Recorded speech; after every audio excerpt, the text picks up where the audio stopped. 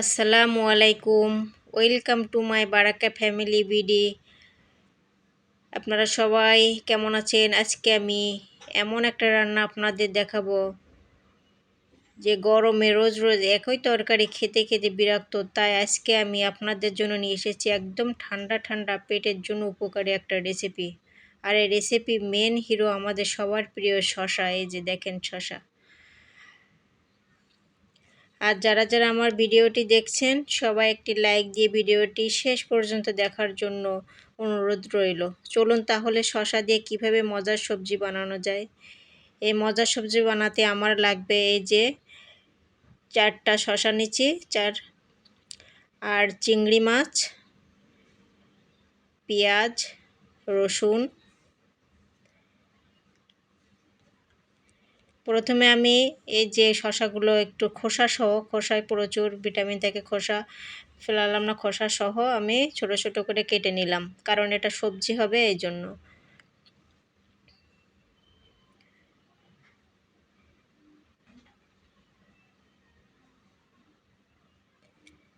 ছোট ছোট করে, বেশি মোটা না, হালকা একটু পাতলা পাতলা করে কেটে একটু কুচি কুচি করে কেটে নিচ্ছি।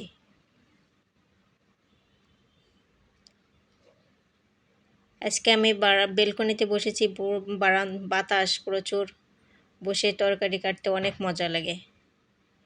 পাশে আমার মরিচ গাছে মরিচ হয়েছে। এবছরে এই মরিচ দিয়ে যে মরিচের দাম বাড়ছে, এই সময় আমার একদিনে মরিচ কিনা লাগে না, এই মরিচ দিয়েই আমার চলছে।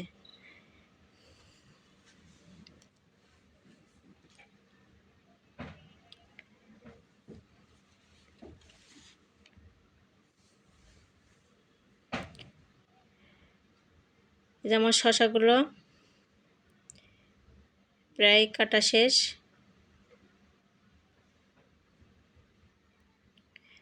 আমার মনে হয় সবার বাসায় কম বেশি জায়গা থেকে একটা এরকম লাগায় রাখলেই সবারই উপকার,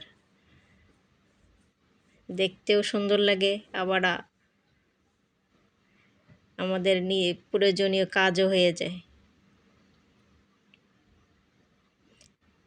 এখন আমি পেঁয়াজগুলো একটু ছোট ছোট করে কেটে নেব।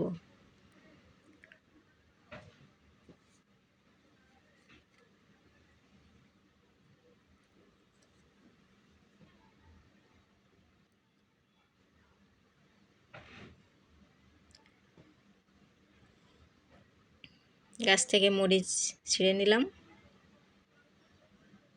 যে কয়টা লাগবে সেই কয়টা। আমার ছোট মেয়েটাও একটা আনন্দ করে ছিঁড়লো। এখন আমার কাটা শেষ। এখন কড়াইতে আসলাম, চুলায় যেয়ে কড়াই বসাই দিলাম। এখন পরিমাণ মতো তেল দিলাম। তেলটা গরম হওয়া পর্যন্ত একটু অপেক্ষা করব। গরম হয়ে গেলে এখন আমি প্রথমে পেঁয়াজ,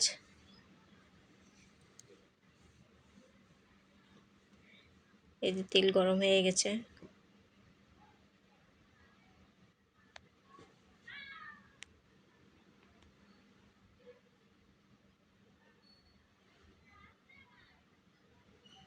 পেঁয়াজটা একটু হালকা ভেজে নেব, বাদামি কালার, বেশি কড়া ভাজবো না, হালকা করে একটু ভেজে নেব।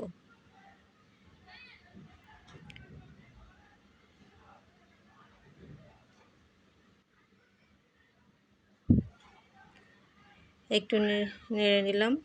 সরিষার তেল একটু গেজা গেজা হয়।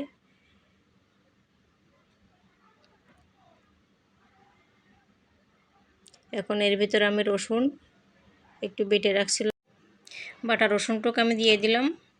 দিয়ে একটু নেড়ে ছেড়ে সামান্য একটু পানি দিয়ে দেব, যাতে বেশি না পড়ে যায়। দিয়ে একটু একটু এখনও পরিমাণ মতো লবণ, হলুদ এগুলো দিয়ে, যে 1 টেবিল চামচ লবণ দিলাম, 1 টেবিল চামচ হলুদ গুঁড়া, অল্প সামান্য পরিমাণ একটু গুঁড়া মরিচ দিচ্ছি, এটা না দিলেও চলবে, একটু জিরা গুঁড়া দিচ্ছি। দিয়ে এই যে একটু নেড়ে চেড়ে নিয়ে একটু লেগে যাচ্ছে, আর একটু পানি দিয়ে দেবো। বেশি পানি দেবো না, কারণ শসা দিয়ে তো পানি বাইরে হবে। সমান একটু পানি দিয়ে একটু নেড়ে চেড়ে একটু গরম হয়ে গেলে আমার চিংড়ি মাছগুলো ধুয়ে রাখছি ওগুলো দিয়ে দেব, দিয়ে একটু কষায় নেব চিংড়ি মাছটা। এই যে গরম হয়ে উঠছে, এখন আমি এই চিংড়ি মাছগুলো দিয়ে দিই।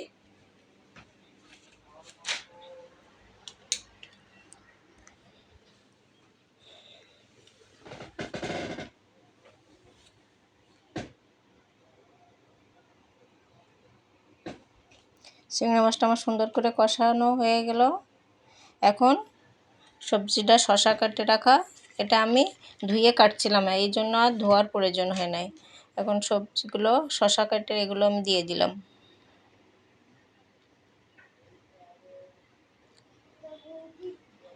এখন সুন্দর করে নেড়ে ছেড়ে একটু ঢাকনা দিয়ে দেব।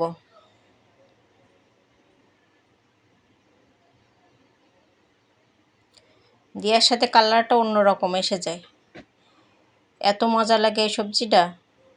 আপনারা বাসায় ট্রাই করে দেখবেন, খুবই মজা লাগে।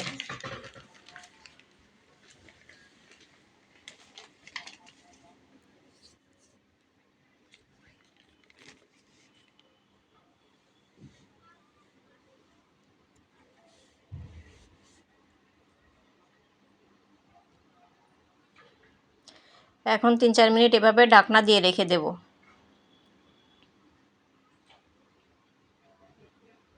3-4 মিনিট পরে এখন আরেকটু নেড়ে দেব।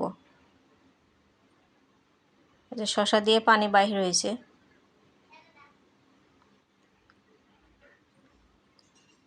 আরও কিছুক্ষণ আরেকটু ঢাকনা দিয়ে রাখবো।